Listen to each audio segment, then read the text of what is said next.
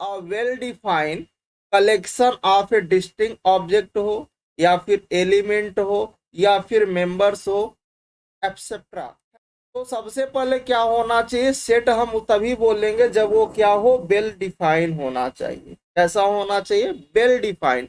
अगर वो सेट आपका वेल डिफाइन है, जो भी आप सेट कलेक्शन आप कर रहे हो, जो भी ऑब्जेक्ट का आप कलेक्शन कर रहे हो, एलिमेंट का कलेक्शन कर रहे हो, मेंबर का कलेक्शन कर रहे हो, चाहे वो ऑब्जेक्ट हो, चाहे वो एलिमेंट हो, चाहे वो मेंबर हो, उनका आप कलेक्शन कर रहे हो, तो वो कैसे होने चाहिए, अगर वो वेल डिफाइन है तो हम उसे सेट बोलेंगे। अगर वो वेल डिफाइंड नहीं है तो हम ये उसको सेट नहीं बोल सकते। जैसे एग्जांपल्स में फर्स्ट एग्जांपल क्या है, फर्स्ट एग्जांपल ये है कि a is equal to x आपका बिलोंग कर रहा है कहाँ से, नेचुरल नंबर से बिलोंग कर रहा है, सच दैट एक्स जो है greater than or equal to 3 है ना।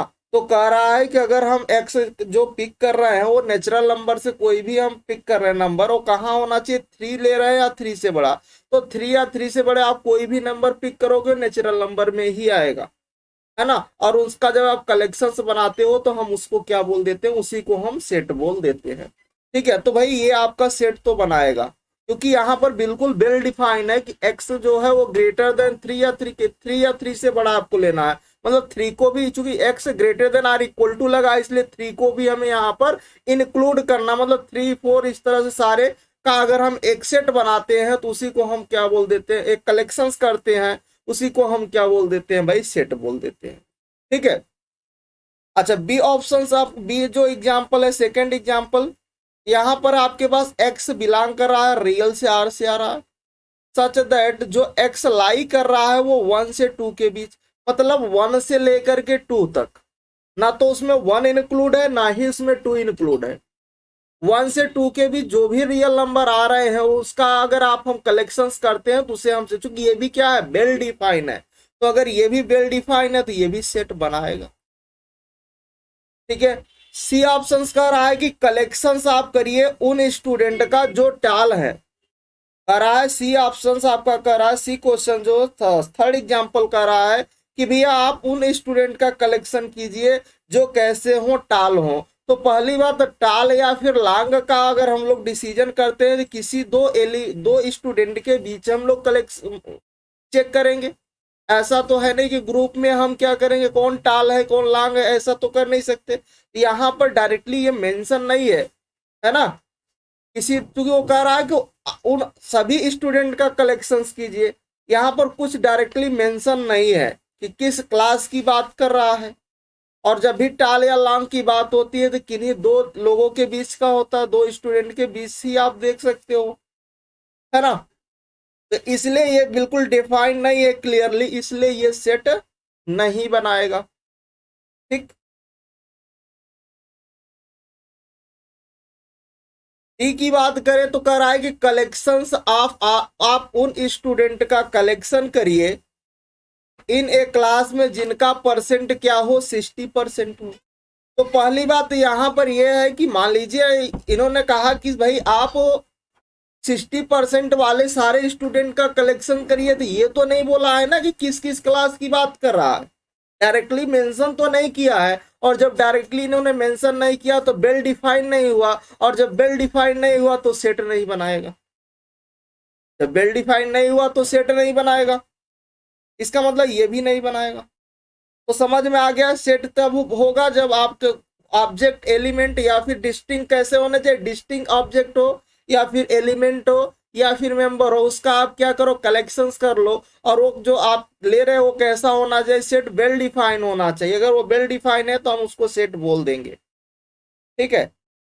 चलिए नेक्स्ट पर आते हैं हम लोग, इम्पटी सेट क्या बोलेंगे। इम्पटी सेट की डेफिनेशन है कि अ कलेक्शंस, इम्पटी सेट क्या होता है कि a collection in which all elements are excluded which does not have any element, मतलब उसमें कोई भी एलिमेंट ना हो।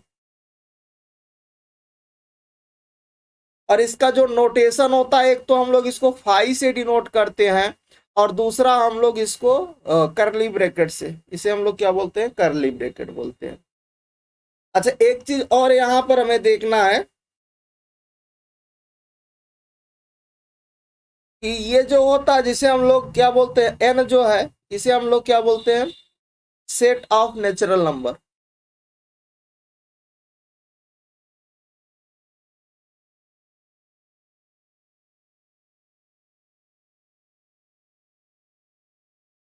नेचुरल नंबर का सेट होता है। और ये जो आर होता है ये किसका सेट होता है, ये आपका रियल नंबर का सेट होता है, सेट ऑफ रियल नंबर। ठीक है। और ये जो क्यू होता है जिससे हम लोग क्यू बोलते हैं, ये हमारे पास होता है कि सेट ऑफ रेशनल नंबर।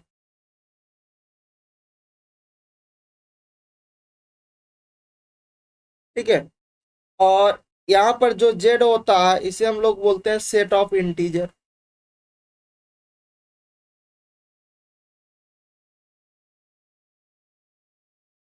ठीक। और ये जो सी होता है इसे हम लोग बोलते हैं सेट ऑफ कॉम्प्लेक्स नंबर।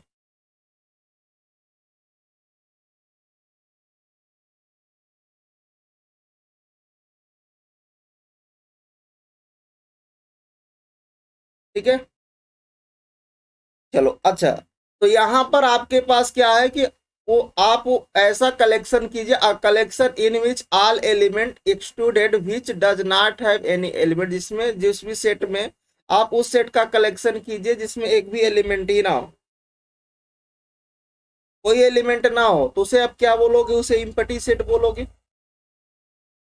जिस सेट में सारे एलिमेंट छोड़ के चले गए हो, कोई हो ही ना, उसी को हम लोग क्या बोलेंगे, इम्पटी सेट। इम्पटी सेट का जो नोटेशन होता है इससे हम लोग फाई से डिनोट कर सकते हैं या फिर इस ब्रैकेट से, करली ब्रैकेट से। ठीक है। ये नोटेशंस की बात हो गई। अगर हम एग्जांपल्स की बात करते हैं तो फर्स्ट हमारे पास एग्जांपल्स, एक हमारे पास कोई ए सेट है और ये कुछ इस तरह से डिफाइन है कि एक्स सच दैट, जो एक्स है वो 1 से 2 के बीच लाई कर रहा है, और एक्स कहाँ से बिलोंग कर रहा है, नेचुरल नंबर से बिलोंग कर रहा है। ठीक है, कहाँ से बिलोंग कर रहा है, नेचुरल नंबर से। तो भाई ये बताओ, अगर एक्स नेचुरल नंबर से आ रहा है तो ये जो 1 और 2 है, 1 और 2 इसमें ना तो 1 इंक्लूड है भैया ना 2 इंक्लूड है, क्योंकि अगर ये इक्वल नहीं लगा है तो इसके अंदर की वैल्यू आएगी, मतलब ओपन इंटरवल है, 1 ना तो इंक्लूड है ना 2 इंक्लूड है, तो इसके बीच 1 और 2 के बीच कोई नेचुरल नंबर आएगा ही नहीं। तो जब कोई नेचुरल नंबर आएगा ही नहीं तो ये क्या होगा, ये आपका इम्पटी सेट हो जाएगा, क्योंकि 1 और 2 के बीच कोई भी नेचुरल नंबर नहीं आएगा, क्योंकि ना तो इसमें 1 इंक्लूड है ना 2 इंक्लूड है। ठीक है। सेकेंड, अगर एग्जाम्पल्स की बात करो, बी एग्जाम्पल्स के, तो बी आपका क्या कर रहा है कि x such that x square minus का 2 इक्वल टू 0 और एक्स बिलोंगिंग टू क्यू, रेचनल से आ रहा है। कहां से आ रहा है भाई, रेचनल से आ रहा है। अच्छा, अगर ये रेचनल से आ रहा है तो अगर मैं इसको सॉल्व करता हूं, x square is equal to 2 आएगा और एक्स की वैल्यू प्लस माइनस में √2 आएगा, एक्स की वैल्यू प्लस माइनस में √2 आएगा। और ये प्लस माइनस √2 ये कैसा नंबर होता है, ये इरेशनल होता है।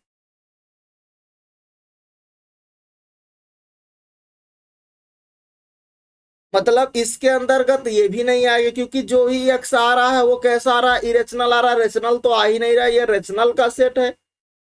इसका मतलब ये भी आपका क्या हो जाएगा, जब आएगा ही नहीं तीन पट्टी हो जाएगा, क्योंकि उसके अंदर कोई एलिमेंट ही नहीं आ रहा है।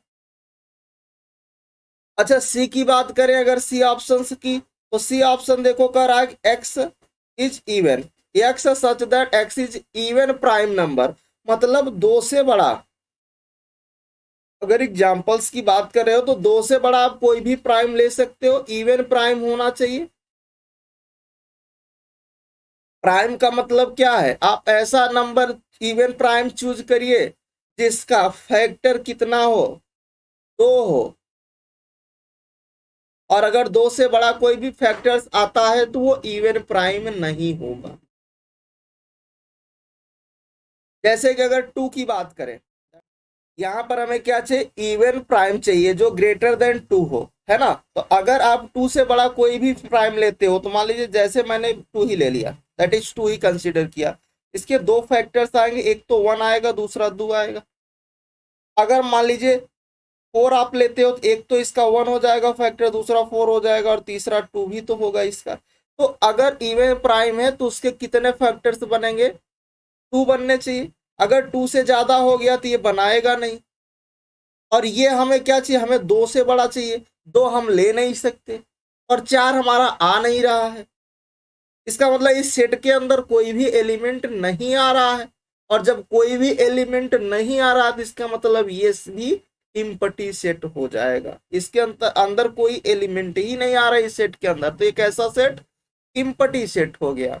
नेक्स्ट एग्जांपल्स है x square is equal to 4। तो इसको अगर देखो x square is equal to 4, इसका मतलब एक्स क्या हो जाएगा, प्लस माइनस में 2 आ जाएगा और एक्स की वैल्यू जो आ रही है वो 2 आ रही है। और 2 कैसा नंबर है, इवन नंबर होता है। हमें कैसा नंबर चाहिए, आड नंबर चाहिए। तो इस सेट में तो इवन आ रहा है, हमें ऐसा चाहिए आड का सेट चाहिए, तो उसके अंदर कोई एलिमेंट ही फिर नहीं आएगा। और जब कोई एलिमेंट नहीं आएगा तो भाई वो क्या हो जाएगा, इम्पटी सेट बना देगा। ठीक है ना, इसलिए ये भी आपका क्या हो जाएगा। तो इसमें चारों ही एग्जांपल्स किसके थे, इम्पटी सेट के। ठीक, चलिए सबसेट क्या होता है, तो सबसेट की डेफिनेशन देखते हैं कि लेट ए एंड बी आपके पास क्या है, कोई दो सेट है और एक हम लोग ए को बी का सबसेट बोलते हैं, A which is a subset of B. कब बोलेंगे, इफ फॉर ऑल एक्स जो है वो ए से बिलोंग करे और इंप्लाई करे एक्स जो है वो बी से भी बिलोंग करेगा। अगर एक्स फॉर ऑल अगर एक्स ए से बिलोंग करता है तो बी से भी बिलोंग करेगा। ठीक है, कहने का मतलब ये है कि अगर हम लोग ए बी का सबसेट हम बोल रहे हैं, यहाँ पर डेफिनेशंस क्या रही है, कह रही है कि अगर एक ए और बी कोई आपके पास एनी सेट है, दो सेट है और ए को बी का सबसेट बोल रहे हो, तो इफ फॉर ऑल एक्स, अगर आप एक्स का कोई भी एलिमेंट, एक आपके पास सेट ए है और एक आपके पास सेट बी है, ठीक है, तो एक आप कोई भी एलिमेंट पिक करोगे वो बी में जरूर मिलेगा, मतलब वो बी में जरूर होगा। अगर वो नहीं होगा तो आपके पास वो सबसेट नहीं होगा। जैसे एग्जांपल्स की बात कर लो तो देखिए एक सेट आपके पास ए है, ये आपके पास ए सेट है। देखिए ये आपके पास क्या है, बी सी और ए है। अगर हम इसका कोई भी एलिमेंट पिक करेंगे, ए सेट का आप कोई भी एलिमेंट पिक करो और वो बी में मिल जाए तो ए बी का सबसेट आप बोल सकते हो। जैसे ये इस बी में सेट में क्या आ रहा है, ए बी सी डी आ रहा है, तो ए क्या है इसका, मान लीजिए बी पिक करते हो तो देखो यहाँ बी है, सी पिक करते हो तो देखो सी है, ए पिक करते हो तो इसमें है। मतलब हम इसको बोल सकते हैं ए जो होगा वो बी का क्या होगा, सबसेट होगा। ठीक है, और इम्पटी सेट जो होता है जिसे हम लोग फाई नोटेशन बोलते हैं या फिर कर्ली ब्रैकेट से डिनोट करते हैं, ठीक है, तो क्या होता है हर सेट का, कहीं कोई भी सेट होगा तो फाई जो होता है इम्पटी सेट वो हर सेट का क्या होता है, सबसेट होता है। ये मोस्ट इंपॉर्टेंट है, ठीक है, कि empty set is a subset of every set. ठीक, चलिए अगर हम इसका प्रूफ करना चाहे कि इम्पटी सेट जो है वो सबसेट होता है एवरी सेट का, कैसे इसका प्रूफ करेंगे, तो चलिए प्रूफ के लिए हम क्या करते हैं, तो निगेशन लेके चलते हैं। कॉन्ट्रडिक्शन कर गया तो हम बोलेंगे कि क्या होगा, जो इम्पटी सेट होगा वो हर सेट का क्या होगा, सबसेट होगा एवरी सेट का। तो कैसे उसको निगेशन आप प्रूफ करोगे, तो प्रूफ की अगर बात करें हमें यही प्रूफ करना है कि empty set is a subset of every set. तो हम इसका निगेशन लेके चलते हैं।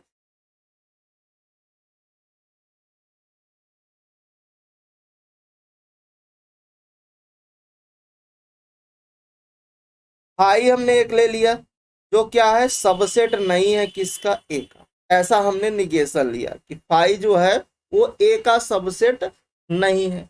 अगर फाई ए का सबसेट नहीं है और ए आपके पास एनी सेट है, ए इज एनी सेट,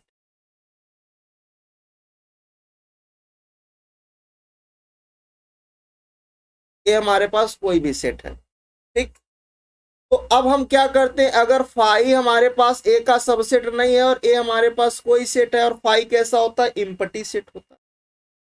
ठीक है, तो अब यहाँ पर हम लोग सबसेट की डेफिनेशन लिखते हैं।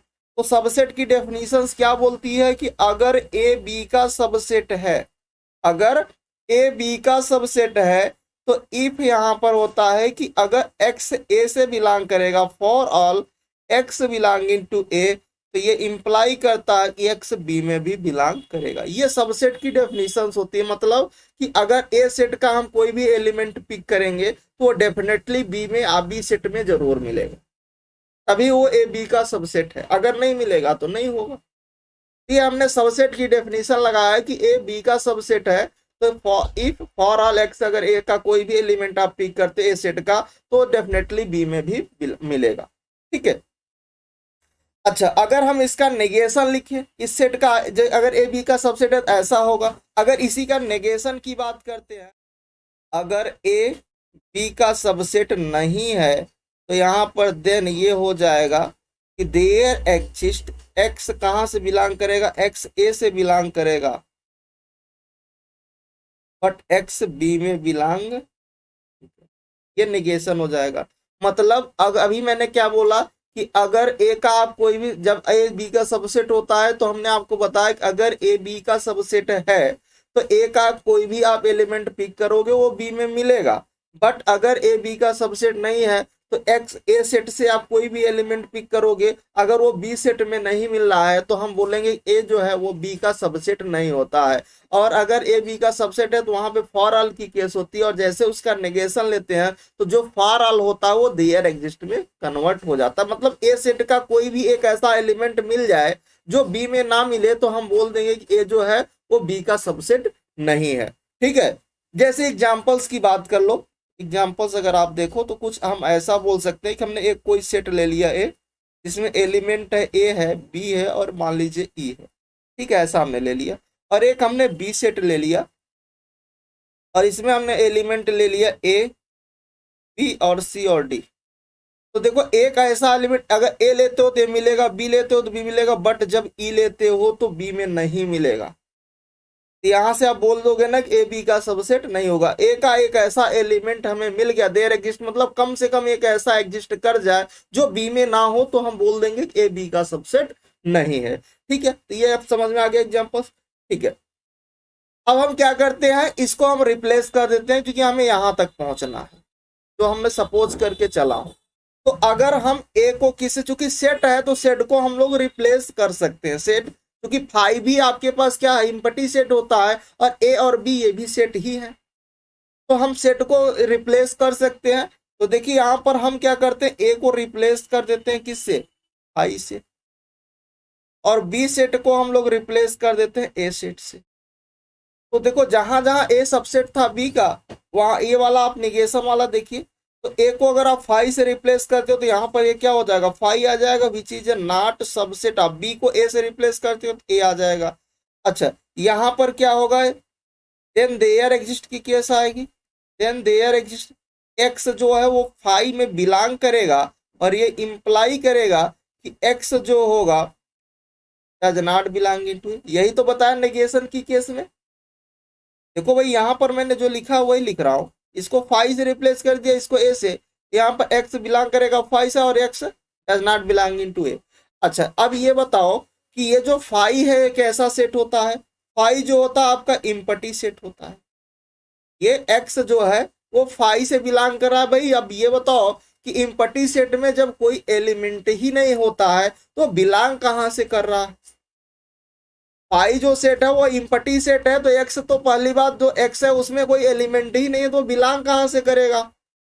ठीक है, तो इम्पटी सेट में जब कोई एलिमेंट नहीं होता तो बिलोंग नहीं करेगा, और जब बिलोंग नहीं करेगा तो ये कॉन्ट्राडिक्ट कर जाएगा। मतलब जो हमने लेकर के चल रहे थे कि फाइव जो है वो ए का सबसेट नहीं है, तो यहाँ पर हमें क्या मिला, नहीं भैया ऐसा नहीं है कि अगर एक्स यहाँ पर क्या है, एक्स बिलोंग करा फाइव में तो x does not belong to A में भी, चूंकि एक्स में, एक्स जो है फाइव एक सेट है, और फाइव कैसा set, empty set, empty set में कोई एलिमेंट नहीं होता, और जब कोई एलिमेंट नहीं होगा तो बिलोंग नहीं करेगा, इसलिए जो हम कंडीशन लेके चल रहे थे वो हमारा फेल हो गया, है ना, कॉन्ट्राडिक्शन हो गया।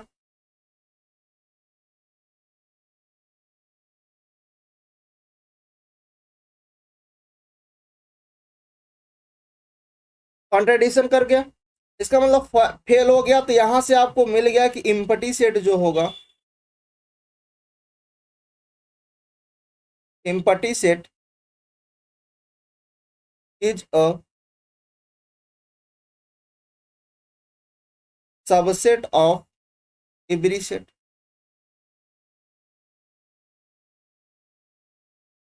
तो यहां से हमें क्या मिला, ये इंप्लाई कर जाएगा कि जो इम्पटी सेट होगा वो सारे सेट का क्या होगा, सबसेट होगा। हर सेट में आपके पास सबसेट होगा। ठीक।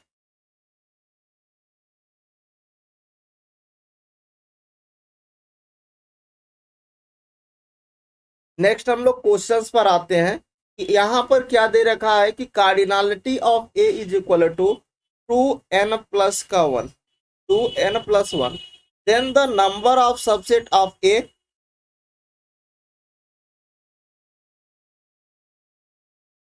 With more than n element. ठीक है, with more than n element. तो अगर यहाँ पर हमारे पास दो ऑप्शन, हम लोग या तो इसको डिस्कार्ड कर देते हैं, कोई एन का नंबर पिक करके, स्मॉल एन पिक करके यहाँ से ऑप्शंस के थ्रू चले जाते हैं, वैल्यू रख करके सॉल्व कर लेते हैं। तो सबसे पहले अगर आप एन को 1 चूज कर रहे हो, अगर आप डिस्कार्ड करना चाह रहे हो तो आप एन को 1 चूज कर लो। तो यहाँ पर ए की कार्डिनलिटी कितनी आ जाएगी, ये 2n+1 है, यहाँ से 2 × 1 प्लस का 1 मतलब 3 आ जाएगा। ए की कार्डिनलिटी 3 हो जाएगी। ठीक है, तो अब यहाँ पर ए की कार्डिनलिटी 3 है, मतलब ए कोई सेट होगा जिसमें 3 एलिमेंट, लाइक कुछ इस तरह से आ रहा होगा। अगर मैं सेट बनाऊं तो कुछ इस तरह से कोई 3 एलिमेंट उस सेट में आ रहा होगा, ए बी और सी टाइप का कोई 3 एलिमेंट। क्योंकि ए सेट की कार्ड, ए जो है कार्डिनलिटी उसकी कितनी है, 3, मतलब उसमें 3 एलिमेंट आ रहे हैं उस सेट में। अच्छा, अगर हमें यहाँ पर देखना है तो यहाँ पर हमें क्या देखना है, A with n more than element. अगर आप एन को 1 चूज करें तो उससे ज्यादा हमें एलिमेंट चाहिए, मतलब हमें वो लेना है जिसकी कार्डिनलिटी 1 से, अगर एन को मैं 1 चूज कर रहा हूं तो हमें वो सबसेट चाहिए जिसकी कार्डिनलिटी 1 से ज्यादा हो, है ना। चूंकि एन को आप 1 चूज कर रहे हो तो 1 से बड़ी कार्डिनलिटी चाहिए।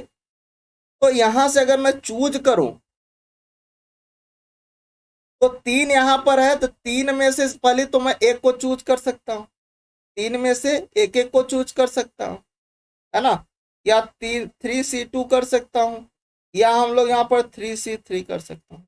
यही तो हमारे पास चॉइस होगी सबसेट बनाने के, यही 3 चॉइस होगी। पहले हम अलग अलग करके उसको चूज करें, ए को अलग, बी को अलग, सी को अलग, फिर तीन तीन जो एलिमेंट है उसमें से, क्योंकि सबसेट कैसे आप बनाते हो, सबसेट यही तो बनाते हो कि एक आपके पास सिंगल आप बना लो ऐसा, फिर इस तरह से बना लो, फिर आप इस तरह से बना लो, फिर 2 को लेकर बना लो, ए बी, फिर ए सी, है ना, बी सी, इस तरह से, इसी तरह से, लाइक दिस टाइप,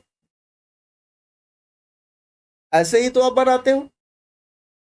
तो अगर 3 में से एक का सिंगल सिंगल बना रहे हैं, या फिर अगर या लगता है तो एंड हम लोग लगाते हैं, तो सॉरी, या आर अगर आता है, समझो बात को, प्रोबेबिलिटी की अगर हम लोग बात करें तो 3 3 1, 3 में से हम लोग एक को सेलेक्ट कर रहे हैं, मतलब सिंगल सिंगल को सेलेक्ट कर रहे हैं, या फिर 3 में से हम लोग दोनों को सेलेक्ट कर देते हैं। तो अगर आर लगाएंगे या फिर बात आर की बात होती है तो वहां पर एडिशन आता है, और अगर एंड की बात आती है तो वहां पर मल्टीप्लीकेशन आता है। ठीक है, तो 3C1, 3C2, 3C, बट हमें क्या चाहिए, n = 1 तो हम लेकर ही चल रहे थे, इस वाले को हम ले नहीं सकते। हमारे पास यही आएगा कि 3C2 और 3C3, ये 3C2 कितना 3 और ये 1, यहां से कितना आ जाएगा 4। अब n = आप रख करके ऑप्शन में देख लो, ये कितना होगा 2 - 1, मतलब ये आपका 3 आ जाएगा, ये 2 मतलब 2 आ जाएगा, ये 2 मतलब 4 आ जाएगा, ये 2 - 1 मतलब 2 आ जाएगा। तो कौन सा ऑप्शन करेक्ट हुआ, सी वाला ऑप्शन करेक्ट। ये तो था हम लोग डिस्कार्ड करके कर सकते हैं ऐसे। ठीक है, दूसरा मेथड ये आता है कि हम इसको क्या कर दें, प्रूफ अगर करना चाहें कि ये हो कैसे रहा, तो प्रूफ के लिए हमें जाना पड़ेगा कहाँ पर, बाइनोमियल की हेल्प लेना पड़ेगा।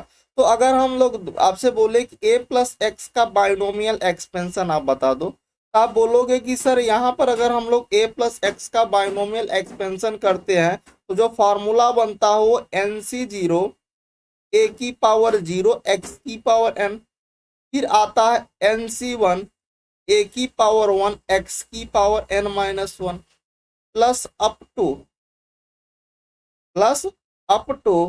NCn a की पावर n और x की पावर n, लाइक कुछ इस तरह से बनता है। ये फार्मूला हो गया।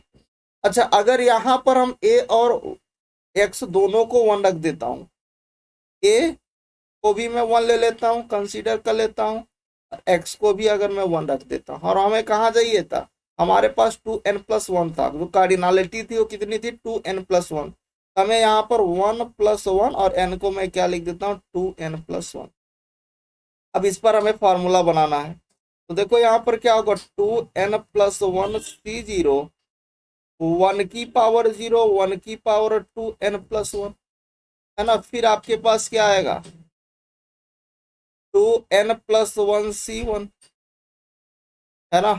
बाकी तो सारे 1 रहेगा तो सेम ही आएगा, तो मेरे को उसको लिखने की जरूरत नहीं, एक टर्म हमने लिख के दिखा दिया है। फिर 2n+1 C2, अब तो यहाँ Cn भी आएगा, तो 2n+1 Cn आएगा। फिर आएगा 2n+1 Cn+1 आएगा। फिर आपके पास 2n+1 Cn+2 up to dotted, यहाँ पर लास्ट में क्या आएगा, 2n+1 C2n+2। अच्छा, अब एक चीज हम लोगों ने ये पढ़ा है, कहाँ पर हम लोगों ने देखा, ये हमने प्रॉपर्टी पढ़ा है, बायनोमियल में ही पढ़ा है, कि जो NCR होता है ना, परमुटेशंस कॉम्बिनेशंस में देखा है कि NCR जो होता है वो NCR जो होता है वो NCn-R के इक्वल होता है। तो अगर आप इस वाले टर्म को देखो और ये इस वाले टर्म को देखो, इसमें जब सब्ट्रैक्ट करोगे तो इसी के इक्वल आएगा, और इसके इस वाले को देखो और इसके पहले वाले टर्म को देखो, इसके पहले जो टर्म आ रहा होगा ये, मतलब सारे के सारे क्या हो जाएंगे, 2 टाइम्स हो जाएंगे। तो यहाँ पर मैं लिख देता हूँ 2 टाइम्स, है ना, क्या हो जाएगा, 2 टाइम्स हो जाएगा। This is the number of subset, number of subsets of A with more than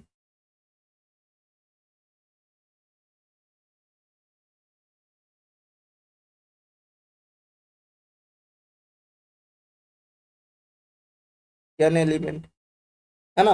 अच्छा, यहां से कितना आ गया, 2 की पावर 2n+1, इसको इधर डिवाइड कर दो, तो 2 की पावर n+1 अपान में 2 इज इक्वल टू आपको क्या मिल गया, number of subsets of A with more than element.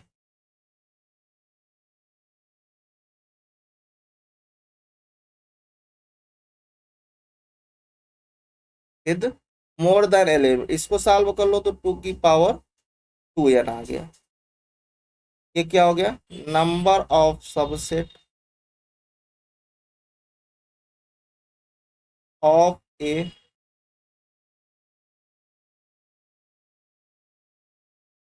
With more than element. यही तो प्रूफ करना था, यही तो आ गया ना, जो अभी हमने डिस्कार्ड किया था ऑप्शंस के थ्रू, है ना, ऑप्शंस के थ्रू जो डिस्कार्ड किया था उसका आपने प्रूफ देख लिया। ठीक है, तो हम लोग आगे बढ़ सकते हैं। नेक्स्ट हम लोग पॉइंट पर आते हैं कि पावर सेट क्या होगा, पावर सेट की डेफिनेशंस क्या होगी। तो लेट ए आपके पास क्या है, कोई एनी सेट है, ए आपके पास कोई एनी सेट है, और पावर सेट ऑफ ए क्या होगा उसके बारे में समझते हैं। और एक हमारे पास कोई B set, B such that B which is a subset of A है, बी जो है वो ए का सबसेट है। तो हम क्या करते हैं, अगर हमारे पास कोई ए सेट है, एग्जाम्पल्स में अगर बात करें तो ऐसा आप बात कर सकते हो कि ये हमारे पास एग्जाम्पल्स है। तो अगर ए हमारे पास कोई सेट है और उसका हम क्या बना देते हैं, इसका सबसेट बना दे, इसकी टोटल कितने सबसेट बनेंगे, इसके जो सबसेट बनेगा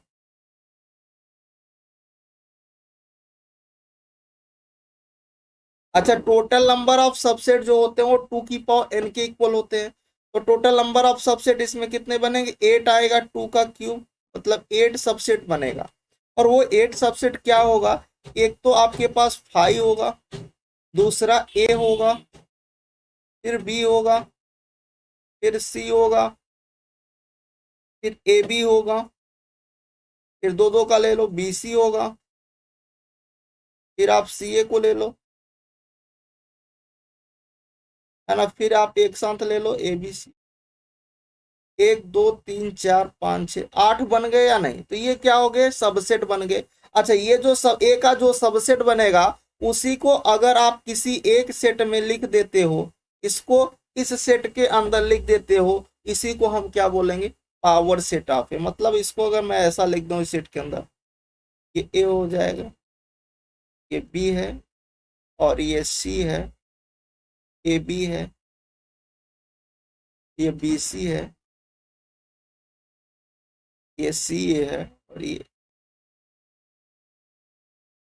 मतलब आपके पास कोई एक सेट होगा, उसका जो भी सबसेट आएगा, उस सारे सबसेट को किसी एक सेट के अंदर लिख देते हो, एलेक्सेस करके किसी एक सेट के अंदर लिख देते हो, तो उसी को हम लोग क्या बोलते हैं, पावर सेट ऑफ ए बोलते हैं। और पावर सेट ऑफ ए कभी भी फाई नहीं होगा, मतलब कभी भी फाई नहीं होगा, मतलब वो नॉन जीरो होना चाहिए। ठीक है, power set of A does not equal to five, मतलब कभी भी इम्पटी नहीं होगा, उसमें कुछ न कुछ होगा। ठीक है, आगे बढ़े। फंक्शन क्या होता है,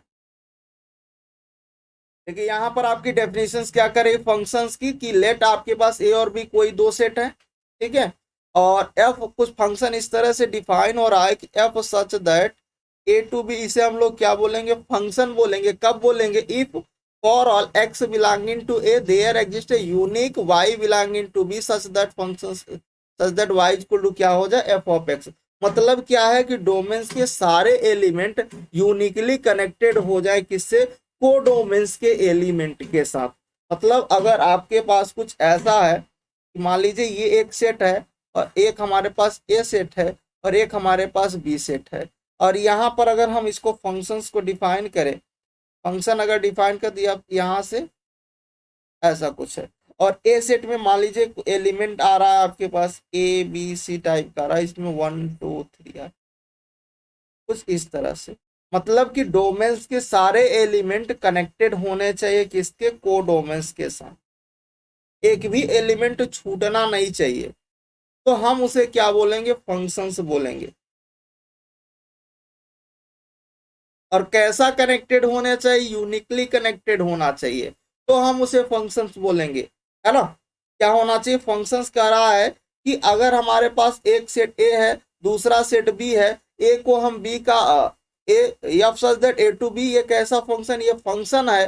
कब होगा, जब ए के सारे एलिमेंट बी के को, ए क्या है, डोमेन है, और बी क्या है, आपका को डोमेन है। मतलब डोमेन्स के सारे एलिमेंट यूनिकली कनेक्टेड हो, किससे, कोडोमेन्स के साथ। लाइक मतलब हर एलिमेंट की यूनिक इमेज आ रही हो, मतलब एक एलिमेंट किसी दो पर मैप ना करो, यूनिक मैप कर रहे हो, जिस पर वो गया हो दूसरा वाला उस पर मैप ना करे। मतलब हर एलिमेंट की, डोमेन्स के सारे एलिमेंट की जो इमेज आ रही हो, वो कैसी आ रही हो, यूनिक आ रही हो, तो हम उसे क्या बोलेंगे, फंक्शंस बोलेंगे। जैसा कि आपका पिजन होल प्रिंसिपल बोलता है, पिजन होल प्रिंसिपल ये कहता है कि भाई एक पिजन एक ही होल में जा सकता है, एक पिजन दो होल में नहीं जा सकता। तो यहाँ पर आपका पिजन होल प्रिंसिपल जैसे होल्ड करता है, सेम ऐसे ही काम आपका ये फंक्शंस करता है, क्योंकि एक पिजन दो होल में नहीं जा सकता।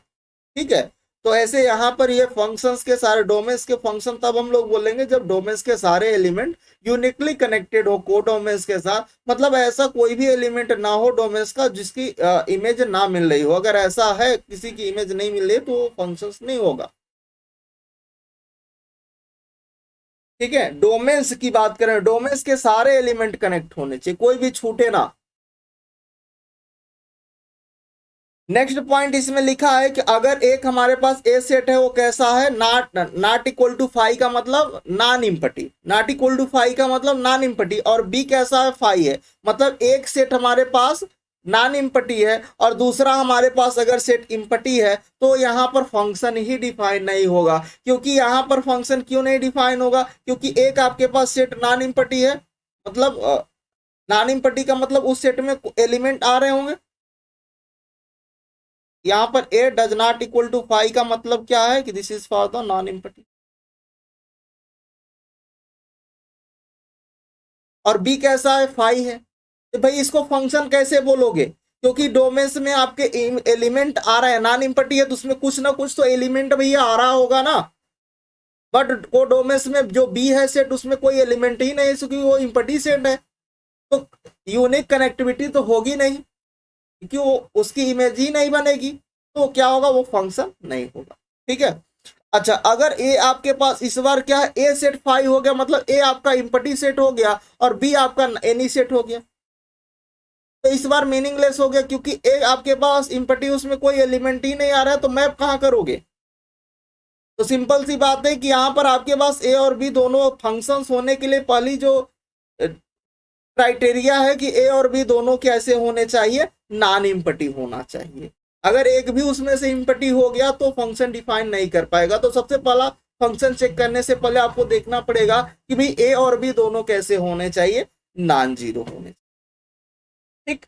अच्छा, नंबर ऑफ फंक्शंस की बात करें किसी फाइनाइट सेट से किसी फाइनाइट सेट में कितने नंबर ऑफ फंक्शंस बनेंगे? मान लीजिए आपके पास कोई हमारे पास फंक्शंस है, एक हमारे पास फाइनाइट सेट है, एक ए है और एक दूसरा हमारे पास बी है, और यहाँ पर जो ए सेट है उसकी जो कार्डिनलिटी है उसको मैंने एन ले लिया, और एक हमारे पास बी सेट है जिसकी कार्डिनलिटी है एम। मतलब इसमें कुछ इस तरह से एलिमेंट आ रहे होंगे A1 A2 A3 up to N type का। इसमें कुछ इस तरह से आ रहा होगा B1 B2 B3 up to BM type का। ठीक है, क्योंकि इसकी कार्डिनलिटी n है और इसकी कार्डिनलिटी m है। यहाँ पर हमें क्या चाहिए? नंबर ऑफ फंक्शन चाहिए। कहाँ से? किसी फाइनाइट सेट से किसी फाइनाइट सेट में। ठीक है, और A1 की कार्डिनलिटी है, तो अगर मैं इस पर्टिकुलर की बात कर रहा हूं, इस A1 की बात कर रहा हूं, तो A1 चूंकि फंक्शंस कहता है कि हर एलिमेंट यूनिकली कनेक्टेड होने चाहिए कोडोमेंस के साथ। इसका मतलब यह है कि अगर मैं A1 के चॉइसेस की बात करूं तो A1 B1 पर मैप कर सकता है, A1 B2 पर भी जा सकता है, B3 पर भी जा सकता है, BN पर भी जा सकता है। मतलब इसके टोटल कितने चॉइसेस बन रहे हैं? M चॉइसेस बन रहे हैं।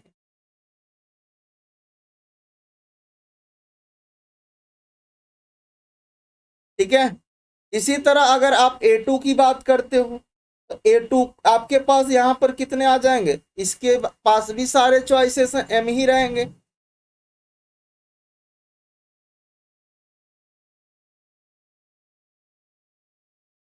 यहाँ पर आपके पास कितने चॉइसेस हैं?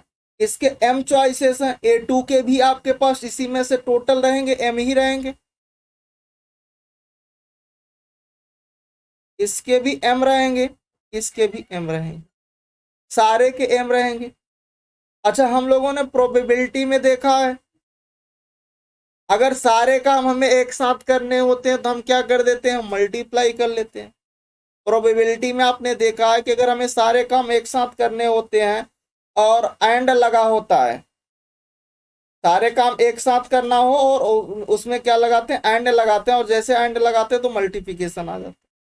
जैसे A1 के M चॉइसेस एंड A2 के भी M चॉइसेस एंड A3 के भी M चॉइसेस, मतलब सारे को एक साथ करोगे तो क्या होगा? मल्टीप्लाई करना। ये M कितने टाइम्स है? N टाइम्स है। यहां पर क्या आ जाएगा? M की पावर N आ जाएगा, M की पावर N आ जाएगा। तो number of functions from a finite set से फाइनाइट सेट में कितने बनेंगे? टोटल नंबर ऑफ फंक्शन जो बनते हैं वो M की पावर N बनते हैं। ठीक है। अच्छा, फंक्शंस के अगर हमें ज्योमेट्रिकल मीनिंग देखना हो तो फंक्शंस हमें चेक, मान लीजिए अगर मैं ग्राफ के द्वारा हमें फंक्शन चेक करना है तो आप कैसे चेक करोगे? यहाँ पर फंक्शंस की जो डेफिनेशन है, ग्राफिकल डेफिनेशन, हमें क्या करना होगा? जो भी हमारे पास ग्राफ गिवन होगा हमें वाई एक्सिस के पैरेलल एक लाइन ड्रा करना है, अगर वो लाइन कर्व को जो ग्राफ है उसको एक पॉइंट पे कट करती है तो फंक्शंस बनाएगा। जैसे ये वाला हमारे पास मान लीजिए कुछ इस तरह से ग्राफ है और यहाँ पर हमने वाई एक्सिस के पैरेलल एक लाइन ड्रा किया और एक पॉइंट पे कट किया तो हमारे पास फंक्शन बनाएगा। ये आपका एक्स था और ये आपका क्या था, वाई एक्सिस। इसी तरह अगर हमारे पास मान लीजिए कुछ ये आपका एक्स एक्सिस है, ये हमारे पास वाई एक्सिस, तो मान लीजिए कुछ कर्व ऐसा है, क्या ये बनाएगा? अब देखो जरा, अगर आप इधर ड्रा करते हो तब तो दिख रहा है बनाएगा, बट अगर आगे आप ड्रा करते हो तो ये एक पॉइंट इधर एक पॉइंट इधर 3 पॉइंट पे कट कर रहा है। तो जब एक से ज्यादा पॉइंट पे कट करेगा तो नहीं बनाया, ये फंक्शन नहीं होगा। अगर कोई कुछ ऐसा है ना, तो इधर आप कहीं पर भी आप ड्रा करके देखो वाई एक्सिस के पैरेलल लाइन, ये हमेशा बनाएगा। ये आपका एक्स एक ही पॉइंट पे कट करेगा, ये बनाएगा। समझ पा रहे हो? अगर आपके पास जो भी कर्व गिवन होगा और आप वाई एक्सिस के पैरेलल एक लाइन ड्रा करिए और अगर वो कर्व को एक पॉइंट पे कट करता है तो फंक्शन होगा, अदरवाइज फंक्शन नहीं होगा अगर एक से ज्यादा हो। अच्छा, वन वन फंक्शंस को हम लोग क्या बोलते हैं? वन वन फंक्शंस को हम लोग इंजेक्टिव फंक्शंस भी बोलते हैं। इसकी डेफिनेशन सबसे पहले देखते हैं कि वन वन फंक्शंस हम लोग बोलेंगे कब। तो यहाँ पर डेफिनेशंस क्या है कि ए और बी हमारे पास कैसे होने चाहिए? नॉन जीरो, मतलब ए सेट और बी सेट दोनों के दोनों नॉन एम्प्टी सेट होना चाहिए। और F such that A to B, F जो है एक F such that A to B a function, then F is called one one तब होगा कि फॉर ऑल अगर x1 does not equal to x2, मतलब x1 x2 के equal नहीं है एंड x1 x2 ए के कोई मेंबर है, तो एफ ऑफ x1 जो उसकी इमेज आएगी, अगर x1 और x2 दोनों इक्वल नहीं है तो उसकी जो इमेज आएगी वो भी इक्वल नहीं होगी। ये वन वन बोल रहा है, ठीक है। अच्छा, तो इसके वो अगर हम लोग समझना है तो इसको हम लोग कैसे समझेंगे? और नेक्स्ट हमारे पास पॉइंट है कि F such that A to B, ये वन वन तब होगा जब ए की कार्डिनलिटी क्या हो जाए, लेस देन आर इक्वल हो जाए किसके, बी की कार्डिनलिटी से। ये दो पॉइंट है, ठीक है। तो सबसे पहले इसको डेफिनेशंस को समझते हैं कि अगर ए और बी को हमारे पास कैसे होने चाहिए, कोई नॉन जीरो हमारे पास नॉन इम्पटी सेट होना चाहिए जिसमें कुछ ना कुछ एलिमेंट हो। और F such that A to B को हम लोग वन वन फंक्शन तब बोलेंगे कि अगर हम ए सेट से कोई भी दो नॉन मतलब दो एलिमेंट पिक करते हैं जो दोनों के दोनों इक्वल नहीं है, x1 x2 कहाँ से ले रहे हैं, ए से ले रहे हैं, उसकी जो इमेज आएगी वो भी इक्वल नहीं आएगी। मतलब अगर हम डोमेन के कोई भी एलिमेंट, कोई दो एलिमेंट पिक कर रहे हैं और वो कैसे एलिमेंट पिक कर रहे हैं, इक्वल नहीं है, दोनों डिफरेंट एलिमेंट पिक कर रहे हैं, उसकी जो इमेज आ रही है वो भी क्या आएगी, सेम नहीं आएगी, वो भी डिफरेंट आएगी, ठीक है। अच्छा, यहाँ पर ये जो लिखा है कि अब such that A to B is one one तब होगा जब कार्डिनलिटी ऑफ ए जो होगा वो less than or equal to किसके हो जाए, बी के। तो ये कैसी कंडीशन है, ये नेसेसरी कंडीशन है, इसको होना ही पड़ेगा।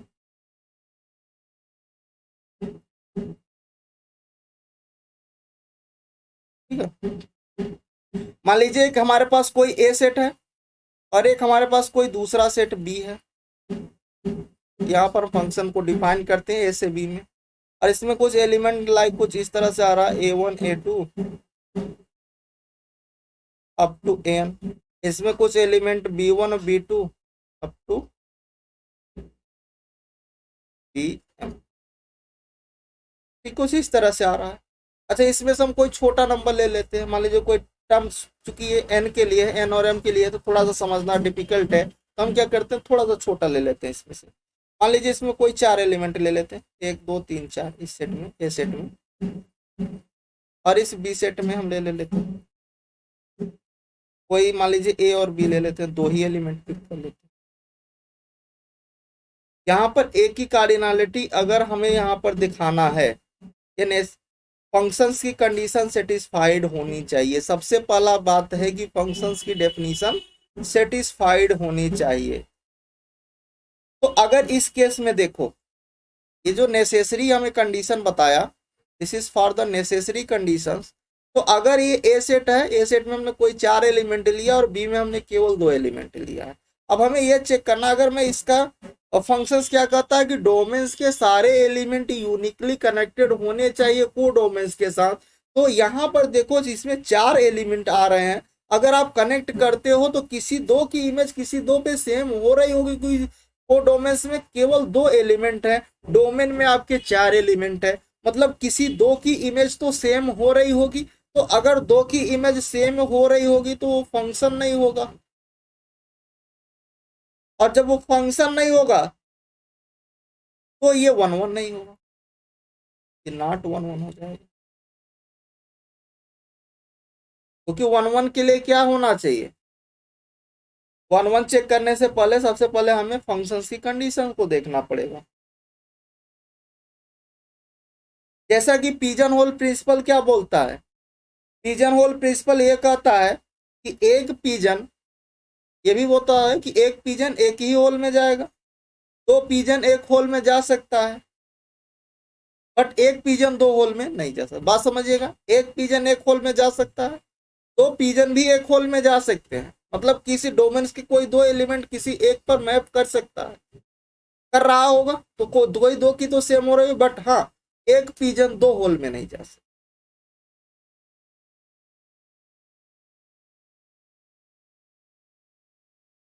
तो ये आपके पास यहां से समझ में आ गया, इसलिए ये कैसी कंडीशन है, नेसेसरी कंडीशन है, क्या ऐसा अगर होता है तो होगा 1 1 होगा। बट यहाँ पर हमने क्या किया, इसको कॉन्ट्राडिक्ट करने के लिए एक ही कार्डिनलिटी को हमने ज्यादा कर दिया, ए में हमने 4 एलिमेंट रख दिया, बी में हमने 2 एलिमेंट रख दिया।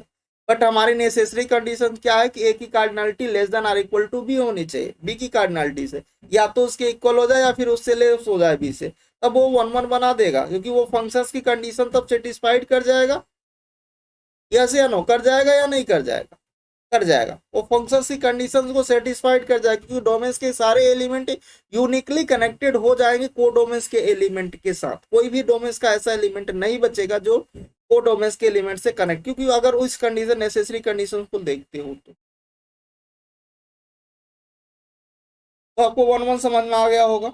अच्छा, नेक्स्ट हम लोग पॉइंट की बात कर लेते हैं कि अगर ए की कार्डिनलिटी बी की कार्डिनलिटी से ज्यादा हो गई, मतलब ए में ज्यादा एलिमेंट आ गए बी के एलिमेंट से, ठीक है, तो आपके पास वो क्या होगा, वो 1 1 नहीं होगा। क्योंकि अगर आप ए में ए का कार्डिनलिटी आप ज्यादा ले लिए, मान लीजिए ए में कोई 4 एलिमेंट ले लिए, बी में हमने 2 ही एलिमेंट लिया, तो क्या होगा, वो फंक्शंस की कंडीशन ही सेटिस्फाइड नहीं करेगा, और जब फंक्शंस की कंडीशन सेटिस्फाइड नहीं करेगा तो 1 1 भी नहीं होगा। ठीक है, यहाँ पर क्या है कि cardinality of A less than or equal to cardinality of B अगर है तो there exist F such that एक ऐसा फंक्शन जरूर आपको एग्जिस्ट कर जाएगा जो क्या होगा 1 1 होगा, अगर ऐसा है तो। ठीक है, अच्छा, नंबर ऑफ 1 1 फंक्शन हमें देखना है किसी फाइनाइट सेट से किसी फाइनाइट सेट में, तो कैसे हम लोग निकालेंगे। ठीक है, मान लीजिए एक सेट हमारे पास ए है जिसकी कार्डिनलिटी कितनी है, एन है, और एक हमारे पास बी सेट है जिसकी कार्डिनलिटी एम है। इस ए सेट में हमारे पास कुछ एलिमेंट ऐसे आ रहे हैं, A1 A2 A3 up to क्या आ रहे हैं, AN आ रहा है। इसमें कैसा आ रहा है, B1 B2 B3 up to BM, ऐसा। ठीक है, तो अगर यहाँ पर देखिए, अगर एन को एम से ज्यादा ले रहे हो, मतलब डोमेन्स के एलिमेंट आप को डोमेन्स के एलिमेंट से ज्यादा ले रहे हो, तो 1 1 नहीं बनाएगा, और जब 1 1 नहीं बनाएगा तो 0 आ जाएगा, है कि नहीं। अच्छा, अगर एन की जो एम जो ए सेट है उसकी कार्डिनलिटी जो है एम से या तो इक्वल ले रहे हो या फिर उसके छोटा ले रहे हो, ठीक है, तो आपके पास क्या होगा, एम सी एन और एन फैक्टोरियल के इक्वल आएगा। कैसे आएगा, जरा देखो, अगर हम लोग इसके प्रोबेबिलिटी की बात करें तो A1 के लिए यहाँ पर क्या क्या पॉसिबिलिटीज हो सकती है, क्या क्या प्रोबेबिलिटी हो सकती है A1 के लिए। तो देखो यहाँ पर हमें यहाँ पर चॉइस देख रहे हैं, हम क्या देख रहे हैं यहाँ पर, इसकी चॉइस देख रहे हैं। तो देखिए ए, क्योंकि सबसे पहले हमें 1 1 चेक करने के लिए सबसे पहले फंक्शंस की डेफिनेशंस हमारी सेटिस्फाइड होनी चाहिए, मतलब डोमेन्स के सारे एलिमेंट यूनिकली कनेक्टेड होने चाहिए को डोमेन्स के साथ। तो सबसे पहले ये जो बीएम है, बीएम में से हमें क्या करना होगा, मान लीजिए बीच में कहीं बी एन आ रहा होगा, तो ये सारे का मैं एक सेट ले लेता हूँ, मान लीजिए और यहाँ पर ये क्या है, ये B1, तो ये सारे के सारे यहाँ से इससे यहाँ Pn तक हम क्या करेंगे, कनेक्ट कर देंगे। तो 1 1 तो हमारा होल्ड कर जाएगा, 1 1 हमारा होल्ड कर जाएगा। और यहाँ पर हर एलिमेंट चूंकि फंक्शंस 1 1 होने के लिए यहाँ पर क्या होना चाहिए, यूनिकली कनेक्टेड होना चाहिए। मतलब अगर ये यहाँ पर जा रहा है, अगर ये इस पर मैप कर गया, ये यूनिकली कनेक्टेड होना चाहिए। अगर ये B1 पर मैप कर गया तो इसके लिए चॉइसेस कितनी, n बन जाएगी, क्योंकि यहाँ पर B1 B2 up to Bn में से n चॉइसेस होंगी। A1 के लिए इस B1 B2 up to Bn में से, चूंकि हमें इधर n है तो इधर भी हमने n उसमें से सेलेक्ट कर लिया है, ठीक है। तो A1 में से यहाँ पर हमें B1 की अगर चॉइस की बात करें, B1 की चॉइस की बात करें तो इसके लिए n बनेगी। अगर मैं A2 के चॉइस की बात करता हूँ, A2 की चॉइस जो होगी, देखिए an हो गया तो इसमें से एक कम बनेगा। A3 की अगर मैं बात करता हूँ तो इसमें से n-2। अगर मैं an की बात करता हूँ तो ये क्या बनेगा, ये लास्ट में 1 बन जाएगा, क्योंकि सारे जब कनेक्ट हो जाएंगे जो एक बचेगा लास्ट वाला वो Bn के साथ कनेक्ट हो रहा होगा।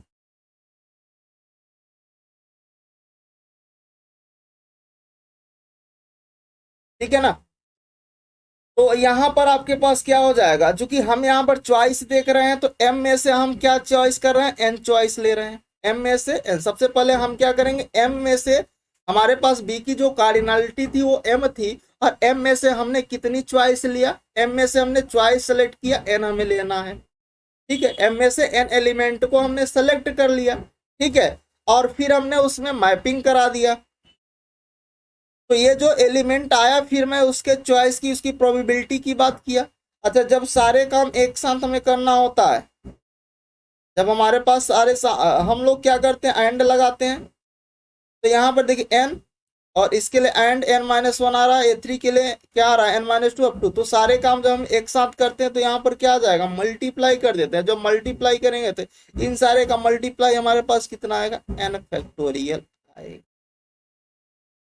है ना। क्योंकि जब हम सारे काम एक साथ करते हैं तो हमारे पास क्या होता है, मल्टीप्लिकेशन आता है ना। जब एंड की कंडीशन बनती, प्रोबेबिलिटी में जब एंड की कंडीशन बनती है तो वहां पर मल्टीप्लिकेशन आता है, और जब आर की कंडीशन बनती है एडिशन आता है, ठीक है। तो ये आई होप आपको समझ में आ गया होगा कि अगर n less than or equal to m है तो n फैक्टोरियल को इक्वल आएगा। तो आज के लेक्चर्स को हम लोग यहीं पर ओवर करते हैं और फिर मिलेंगे इसके आगे नेक्स्ट लेक्चर में।